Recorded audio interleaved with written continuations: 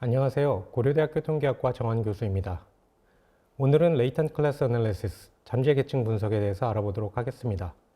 본 영상은 서론, 모형의 구성, 예제와 요약 이렇게 세 장으로 구분되어 있습니다.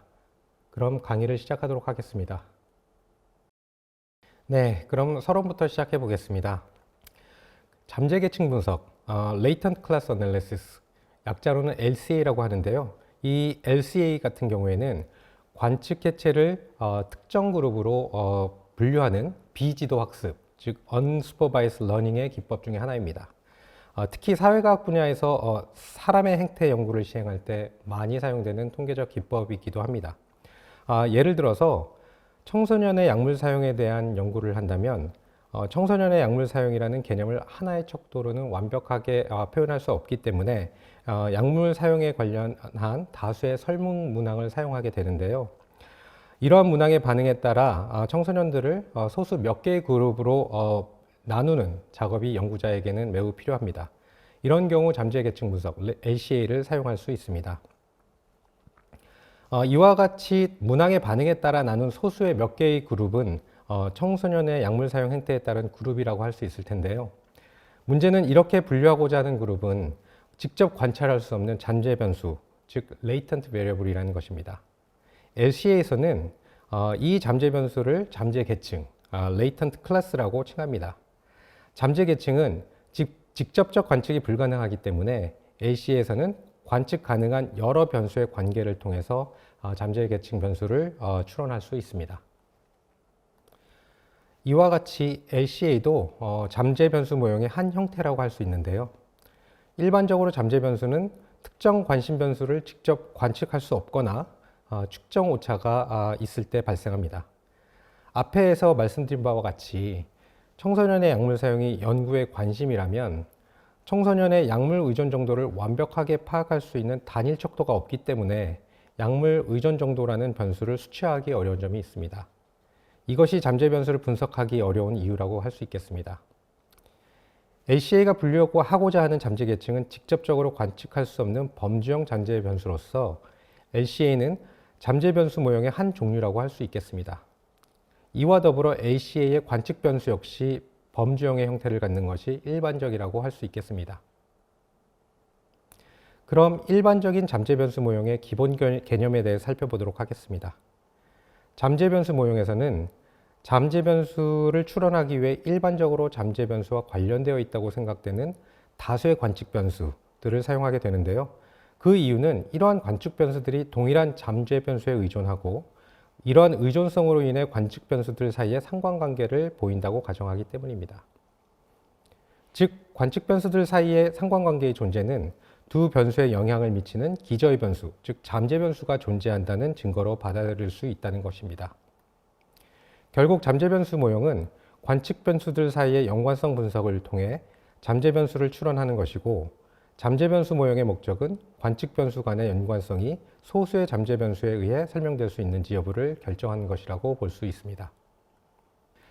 잠재 변수 모형에서는 해당 개체가 잠재 변수의 어떤 특성을 갖고 있기 때문에 관측 변수에 대한 특정 반응을 보이고 있다고 가정합니다.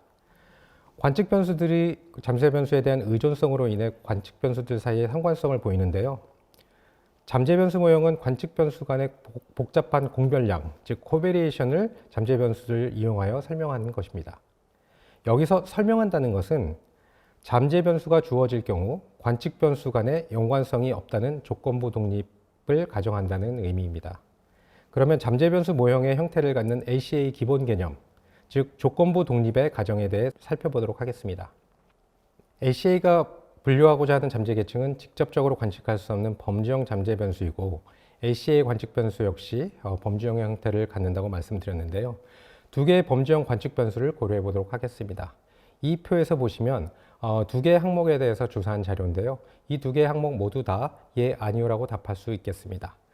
이 두 항목의 연관성을 조사하기 위해서 카이-제곱 통계량과 오주비를 계산을 해보면 모두 다 두 항목의 연관성이 있다고 볼 수 있겠습니다. 만약에 이 자료를 각 개인의 정치 성향을 고려하여 표를 이렇게 나누게 된다면 보수와 진보 모두에게 다 연관성이 없음을 알 수 있겠습니다. 여기서 두 항목의 연관성이 정치 성향에 의해 설명된다는 것은 항목 1과 항목 2가 만약에 정치 성향이 알려진다면 그 연관성이 사라진다는 것을 의미하게 되겠습니다. 앞의 예와 달리 만약 주어진 개인의 정치 성향을 직접적으로 관측할 수 없다면 어떻게 위의 표를 만들 수 있을까요?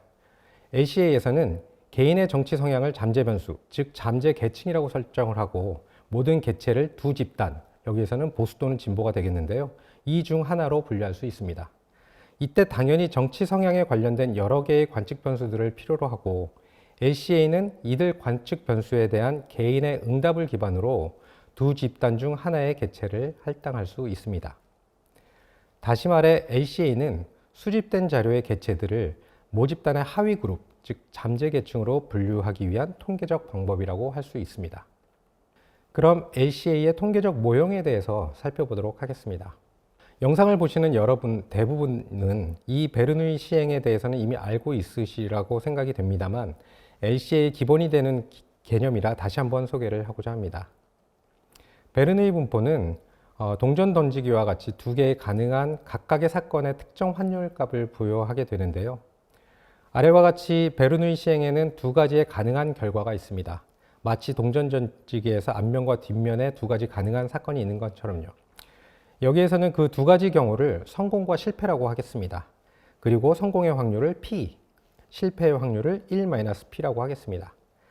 확률 변수인 Y는 성공일 경우 1이라는 숫자를 기입하고 실패일 경우 0이라는 숫자를 기입하면 성공의 확률은 Y가 1일 때의 확률이 되며 실패의 확률은 Y가 0일 때의 확률이 됩니다. 이때 확률 변수 Y는 베르누이 분포를 따르며 그것의 확률 질량 함수는 여기서 보여주는 식과 같이 표현할 수 있습니다. 베르누이 시행을 약간 확장해서 각 시행에서 두 가지보다 더 많은 경우의 수가 있는 경우, 예를 들어 주사위 던지기를 고려해 볼 수가 있겠는데요. 즉, 각 시행에서 K개의 가능한 결과가 있을 때 확률 변수 Y는 1에서 K 사이의 값을 취하고 확률 변수가 Y라는 값을 취할 확률은 PY라고 정의할 수 있습니다. 이 경우 모든 가능한 결과의 합은 1이 될 것입니다. 이때 확률 변수 Y는 다항 분포를 따르며 그것의 확률 질량 함수는 아래의 식과 같이 표현할 수 있습니다. 앞에서 설명드린 다항 분포가 여러 개 있다고 가정을 해보시죠. 즉 확률 변수 y1부터 ym까지 ym은 m번째 다항 분포 확률 변수를 나타내며 rm개의 가능한 결과를 갖는다고 가정합니다. rm에서 subscript m이 있는 이유는 각 확률 변수의 가능한 결과값들이 다를 수 있다는 것을 의미합니다. n번째 확률 변수인 ym이 k번째 결과값을 갖는 확률을 pmk라고 정의하면 모든 가능한 결과의 확률의 합, 즉 pm1부터 pmrm까지의 합은 1이 될 것입니다. 이때 서로 독립인 여러 개의 다항 분포의 확률 변수인 y1부터 ym까지, 여기서는 y라고 정의를 했는데요. 이 y의 확률 질량 함수는 아래의 식과 같습니다. 이 함수의 형태를 잘 보시기 바랍니다. 이 확률 질량 함수는 단순히 독립인 다항 분포의 곱으로 이루어져 있습니다만 이 형태는 뒤에서 언급되는 ACA의 우도 함수와 그 형태가 매우 유사함을 알 수 있습니다. 그러면 이제 다시 우리의 관심 모형인 LCA로 돌아오겠습니다. ACA는 여러 개의 범주형 관측 변수에 대한 개인의 응답을 기반으로 잠재 변수, 즉 잠재 계층을 추론할 수 있는 모형이라고 말씀드렸습니다. 이때 여러 개의 범주형 관측 변수를 Y라고 하고 이러한 관측 변수 M개가 있다고 가정을 하겠습니다. M개의 관측 변수의 연관성을 잠재 계층 변수인 L로 설명하고자 하며 L은 C개의 범주를 갖는 잠재 변수가 되겠습니다.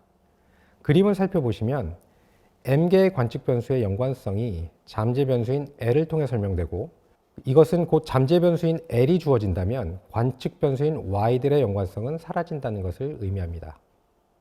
Y에 있는 M개의 확률 변수의 각 변수들은 다항 분포의 확률 변수이나 독립이 아니고 서로 연관되어 있습니다. 그 이유는 모든 관측 변수들과 연관된 잠재 변수가 존재하기 때문입니다. ACA는 이러한 연관성을 잠재 계층 변수인 L로 설명하고자 합니다. 이는 곧 잠재 계층 변수가 주어지면 y1부터 ym까지의 확률 변수가 독립이라는 조건부 독립의 가정과 일치합니다. 그리고 또 y1부터 ym까지는 모두 다 다항분포를 따른다는 다항분포의 가정이 필요한 것을 나타내고 있습니다. 즉 ACA 모형에서는 조건부 독립의 가정, 다항분포의 가정을 요구하고 있다고 요약할 수 있겠습니다. 조건부 독립과 다항분포의 가정으로 ACA 모형을 아래와 같이 구성할 수 있습니다. 자료의 개체가 잠재계층 L에 속하고 M개의 관측 변수에 Y의 반응을 보일 확률은 아래의 식 1번과 같습니다. 식 1번은 앞에서 설명드린 여러 개의 독립 다항분포와 매우 유사함을 알 수 있습니다. 즉, 잠재계층 변수의 범주 내에서 관측 변수인 yi들의 분포는 m개의 독립 다항분포임을 의미합니다. 하지만 식 1에서의 잠재계층 변수는 관측할 수 없으므로 우리가 실제 관측할 수 있는 우도 함수는 아래의 식 2번과 같이 정의할 수 있는데요. 아래의 식은 잠재계층의 멤버십에 관계없이 m개의 관측 변수에 대해 특정 응답 패턴의 반응을 보일 확률이며 이것이 ACA 모형의 우도 함수가 되겠습니다.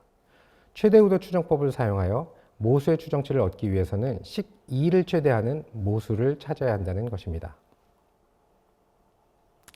시간의 제약상 ACA 모형의 모수 추정법에 관해서는 다루지 않겠습니다만 ACA 모형의 모수를 추정하는 하는 가장 일반적인 방법은 EM 또는 뉴튼-랩슨 알고리즘을 사용하는 최대 우도 추정법입니다. 실제로 거의 대부분의 소프트웨어에서는 최대 우도 추정법을 사용하여 모수를 추정하고 있습니다. 최대 우도 추정법뿐만 아니라 ACA의 모형의 모수에 대한 추론은 베이지안 추정법 역시 이용할 수 있겠습니다. 마지막으로 ACA를 통한 분류 방법을 설명드리겠습니다. ACA를 통해 자료의 개체를 잠재 계층의 각 범주에 할당하기 위해 아래의 사후 확률을 이용할 수 있습니다. 사후 확률을 살펴보시면 자료의 개체가 관측 변수의 특정 반응을 보였을 경우 각 잠재 계층 범주에 속할 확률이라는 것을 알 수 있습니다. ML 추정법을 사용하여 모형 모수의 최대 우조 추정치를 계산할 수 있다면 사후 확률 값도 아래의 식을 활용해서 아주 쉽게 계산할 수 있습니다. 위에서 설명드린 잠재 계층 구성원의 사후 확률은 각 개체가 관찰 변수의 특정 반응 패턴을 보였을 때 잠재 계층의 특정 범주에 속할 확률을 나타내고 있습니다. 따라서 ACA 모형을 통해 내재된 개인 지향성을 반영하는 수치라고 말할 수 있습니다. 즉, 분류 확실성의 정도가 높을 경우 각 개체는 하나의 잠재 계층 범주에 속할 확률이 크고 나머지 범주에 속할 확률이 작습니다. 이번 장에서는 예제를 통해 ACA에 대해 설명을 드리고 마지막으로 ACM 모형의 특징에 대해 요약을 한번 해보겠습니다. 이 자료는 가상 자료로서 대학생들의 흡연 행태를 알아보기 위한 자료입니다. 담배를 피우는 대학생들에게 아래와 같이 간단한 설문지를 주고 질문에 대한 답을 요청했다고 가정해 보겠습니다. 아침 기상 후 제일 먼저 담배를 피운 후 하루를 시작하십니까? 본인이 직접 흡연하기 위해 담배를 구매하십니까? 3일 이상 담배 없이 생활하십니까? 각 항목에 대한 답변으로는 항상, 가끔 또는 절대 이렇게 세 가지의 범주가 있습니다. ACA 분석 결과 다음 표와 같이 추정치를 얻을 수 있습니다. 이 표는 항목 반응 확률과 잠재 계층의 출현율을 나타내고 있는데요. 예를 들어 이 표에 0.88이라고 나타내는 것은 어떤 개체가 클래스 1에 속해 있을 경우 그 개체가 아침 흡연 항목에 대해서 항상이라고 답할 확률이 88%라는 것을 의미합니다. 또한 어떤 개체가 만약에 두 번째 클래스에 들어있을 경우 이 아침 흡연의 질문에 대해서 가끔이라고 대답할 확률이 88%라는 것을 의미합니다. 이러한 항목 반응 확률을 살펴보면 클래스 1의 경우에는 모든 항목에 대해 가장 흡연을 많이 하는 그룹으로 생각이 되며 클래스 3의 경우에는 가장 흡연의 강도가 낮은 그룹임을 알 수 있습니다. 출현율을 살펴보면 흡연 대학생의 약 53%가 클래스 2에 속해 있고 약 29%가 클래스 3에 속해 있는 것을 알 수 있습니다. 다음은 ACA를 이용한 각 개인의 분류 방법입니다. ACA에서 분류는 사후 확률을 이용할 수 있다고 설명을 드렸었는데요. 이 표는 각 반응 패턴별 잠재 계층에 속할 확률을 나타내고 있습니다. 예를 들어서 세 번째 줄인 113, 이 라인을 보시면 아침 흡연에 대해 항상, 담배 구매에 대해 항상 3일 금연에 대해 절대라고 대답한 학생들은 100%의 확률로 첫 번째 잠재 계층에 소속될 확률을 보이므로 이런 반응을 보인 학생들은 해당 계층으로 분류되어야 할 것입니다. 반면에 3, 3일, 여기 라인인데요. 즉 아침 흡연에 대해 절대, 담배 구매에 대해 절대, 3일 금연에 대해 항상이라고 대답한 학생들은 100%의 확률로 세 번째 잠재 계층에 소속될 확률을 보이고 있기 때문에 이러한 학생들은 세 번째 잠재 계층으로 분류되어야 할 것입니다. 지금까지 잠재 계층 모형 LCA에 대해 알아봤는데요. 다시 요약하자면 아래와 같이 간단히 LCA 모형을 정리할 수 있을 것 같습니다. LCA 모형의 목적은 여러 관측 변수의 연관성을 잠재 계층 변수로 설명하고자 하는 것이 될 텐데요. 이를 위해 잠재 계층 변수가 주어진 경우 관측 변수가 독립이라는 조건부 독립의 가정이 필수라는 설명을 드렸습니다. LCA는 여러 관측 변수의 연관성을 통해 잠재 계층 변수라는 특정 그룹으로 자료를 분류할 수 있는 비지도 학습 기법으로 분류를 위해 사후 확률이라는 수치를 이용할 수 있습니다. 이러한 사후 확률은 LCA 추정못을 이용하여 계산할 수 있습니다. 지금까지 잠재 계층 모형 LCA에 관해 아주 간략히 소개를 해드렸습니다. LCA는 사회과학, 특히 행태 연구에서 많이 사용되고 있는 통계적 기법인데요. LCA는 톡픽 모형 같은 머신러닝 기법과 큰 연관성을 보이고 있어 다른 분야에도 그 이용 범위가 확산되고 있는 추세입니다. 여러분 연구의 본 강의가 LCA 모형 적용에 도움이 되기를 바라며 강의를 마치도록 하겠습니다. 감사합니다.